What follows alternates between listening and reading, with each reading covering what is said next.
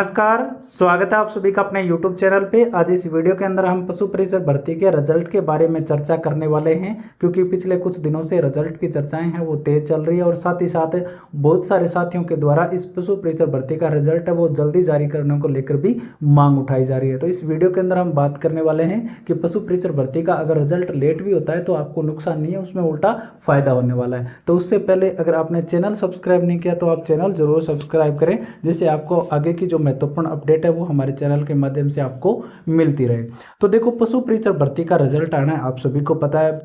Board अध्यक्ष जी ने बोल रखा था कि भी हम मार्च में जारी करेंगे, और अब भी वो यही कह रहे हैं कि भी 31 से 3 मार्च से लेकर 3 अप्रैल के बीच में हम जारी कर देंगे, या हो सकता है थोड़ा बहुत लेट भी हो जाए। तो लेट होने से आपका नुकसान नहीं है। देखो, मैं चीज़ें समझाने की कोशिश करता हूँ, अगर आप रिलेट कर पाओ ना इस चीज़ से तो आप जरूर कमेंट सेक्शन में लिखना। देखो, एक तो LDC भर्ती है जिसमें लगभग 4400 पदों के करीब रिजल्ट आया है। तो ये बच्चे हैं वो पशु परिचर भर्ती का एग्जाम भी दिया है इन्होंने, उनका भी सिलेक्शन हो रहा है, और इनमें से कम 1000 बच्चे मिल जाएंगे जिन्होंने पशु परिचर भर्ती का एग्जाम दिया है और उनका सिलेक्शन आपकी भर्ती में हो रहा है। अगर ये बच्चे LDC में ही चले जाएं और पशु परिचर भर्ती में ना आए तो इसके लिए क्या होगा, थोड़ा सा रिजल्ट लेट हो इस, क्योंकि ये भर्ती बहुत पहले की है। पशु परिचर भर्ती तो अब हुआ है पेपर, LDC का तो बहुत पहले हो चुका था, अभी तक इनका सिस्टम है वो हुआ नहीं है।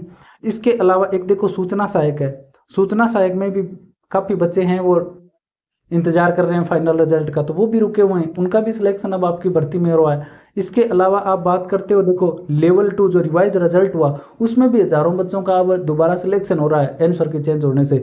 तो वो भी पशु परिचर भर्ती के एग्जाम दिए बैठे हैं, तो उनका भी कहीं ना कहीं सिलेक्शन हो रहा है, तो इनका ही रिजल्ट नहीं आया अभी तक।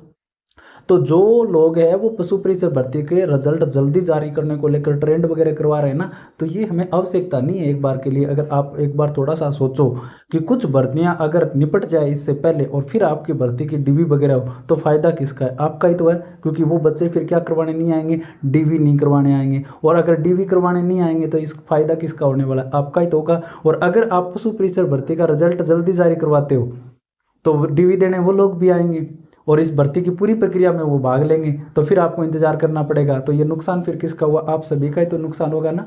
तो पशु परिचर भर्ती का रिजल्ट आप आराम से आने दो, कोई जल्दबाजी ना करो, क्योंकि देखो ज़्यादा समय हुआ भी नहीं है। आप देखो तो दिसंबर में एग्जाम लगा है, वर्तमान में जनवरी फरवरी 2 महीने गए, या आप दिसंबर मान लो 3 महीने गए, मार्च चल रहा है, चौथा महीना इसमें चल रहा है, और अप्रैल में आपको पता ही है परिणाम आ ही जाना है, 3-4 अप्रैल या 10 अप्रैल तक आराम से आ जाना है। तो बेफालतू का ट्रेंड वगैरह कराने की आवश्यकता भी नहीं है, और थोड़ा सा लेट हो तो भी चलेगा परिणाम। अब देखो, पशु परिचर भर्ती का मैं कह रहा हूँ कि रिजल्ट आ जाएगा आराम से, कोई दिक्कत नहीं है, इतने भी उतावले मत हो।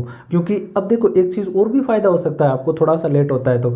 अब देखो पेपर लगेगा जेल प्रहरी का, जेल प्रहरी का पेपर लगने वाला है। अब जेल प्रहरी का पेपर जिनका अच्छा जाएगा तो वो क्या करेंगे, कहीं ना कहीं जिनका बहुत अच्छा पेपर जाएगा, उनका पशु परिचर में भी हो रखा होगा, आप इतना तो समझते हो, तो वो भी कहीं ना कहीं DV की तरफ नहीं भागेंगे फिर। इसके अलावा पटवारी का एग्जाम भी होने वाला है, क्योंकि देखो वैसे तो रिजल्ट आते ही पशु परिचर की DV वगैरह नहीं होगी, इसमें भी समय लगेगा। अगर थोड़े सा समय निकले ना तो पटवारी की एग्जाम भी है 10 मई की, तो उस टाइम तक ये पटवारी में जिनका अच्छा पेपर जाएगा, लगभग अब बता रहे हैं कि 4000 पद हो जाएंगे, तो ये कुछ साथी इधर चले जाएं, तो आपका इससे फायदा होगा, नुकसान नहीं होगा। तो बाकी आपकी समझ की बात है, रिजल्ट क्योंकि आना ही है ना, आप अपने कहने से वो जल्दी जारी करने वाले, क्योंकि आलोक राज जी की अपनी हठधर्मिता रहती है। पहले वो जारी कर रहे थे मिड मार्च के अंदर, लेकिन अब वो मार्च में जारी नहीं कर रहे, अप्रैल में कर रहे हैं, तो रिजल्ट है वो आराम से आ जाएगा और ज़्यादा हमें चिंता करने की आवश्यकता नहीं है।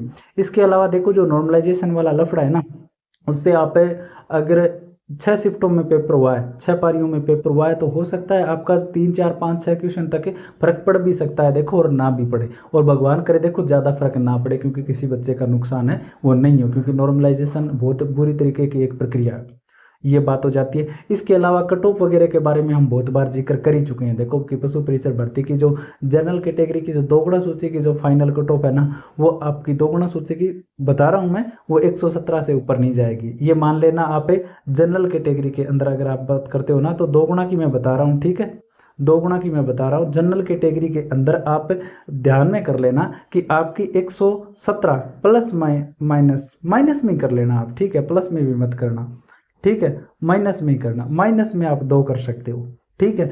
इसके अलावा OBC की आप बात करते हो ना, तो 114 से -2 कर लेना, दोगुना की मैं बता रहा हूँ। EWS और MBC की लगभग सेम रहती है, भी लगभग सेम रहती है, और आप गौर कर लेना 112 या 110 माइनस में 2 कर लेना, कोई दिक्कत नहीं चलेगा। ठीक है। एससी की आप बात करोगे आप लगभग 108 माइनस 2 कर लेना। एसटी की अगर बात करोगे नॉन टीएसपी की मैं बता रहा हूँ, इसमें भी आप 105 माइनस 2 कर लेना। ये दोगुना की कट ऑफ लगभग यहाँ रहेगी, देख लेना आप जब रिजल्ट आए तो लगभग यहीं पे रहने की संभावना है, और फाइनल कट ऑफ है वो उससे आपको पता है थोड़ा सा अंतर आता है। इसके अलावा टीएसपी एरिया की बात करते हो तो आपकी जनरल की कट ऑफ है वो लगभग 110 या 108 प्रश्नों के करीब रह जाएगी। जनरल कैटेगरी मैं बता रहा हूँ 105 तक भी आ सकती है। इसके अलावा एससी की आप बात करोगे तो 100 प्रश्नों के करीब हो जाएगा। एसटी में आप बात करोगे तो लगभग 95-96 प्रश्नों में भी 2 गुना के अंदर सिलेक्शन है वो हो जाना है। इसके अलावा जो महिलाएं हैं जो या जो बहनें हैं उनकी आप बात करते हो तो जैसे मैं नॉन टीएसपी की बात करूं तो जो पुरुष की 117 रह रही है, तो आप लगभग 8-9 प्रश्नों का फर्क रख लेना हर कैटेगरी के अंदर। जैसे 117 रहेगी ना तो आपकी लगभग 110 से 111 के यहाँ के करीब आपकी मेरिट है वो रहेगी, 110 से 111 के करीब आपकी रहेगी। इसके अलावा ओबीसी की बात करोगे तो लगभग 107-8 में हो जाएगा। इस प्रकार से आप लगभग 8-9 नंबर का फैसला है वो आप जो बहनें हैं वो रख सकती हैं। ठीक है। बाकी रिजल्ट आ जाएगा, देखो ज़्यादा उतावला अपना मत करो, आराम से रिजल्ट आ जाएगा, फ़ायदा आपका ही होना है।